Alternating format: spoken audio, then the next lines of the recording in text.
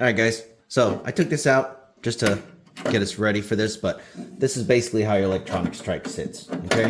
So all you got to do is get a Phillips head, undo these two screws right here. Make sure your hand's back there holding this thing up because it will fall, all right?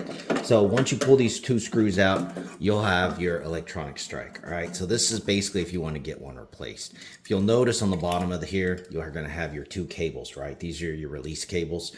These come from your boards that basically when it receives the command to unlock the strike, all right? Now your boards are going to look a little different depending on what unit you have.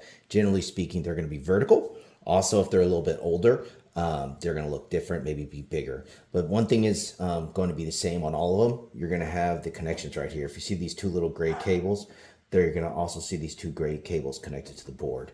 So you can remove these two gray cables, get a very small flathead screwdriver, pull these two gray cables out. You're going to see the cables wrapped around, yank them all out. And then you're going to get your new strike, put it back in, put the two cables in there, all right? And then you're gonna take the strike, hold it with one hand, put the screw in, screw it back in. It's pretty straightforward. The only thing I think you'll have a real question about is which gray cable goes where. Doesn't matter. So you can put them on either way and it'll work.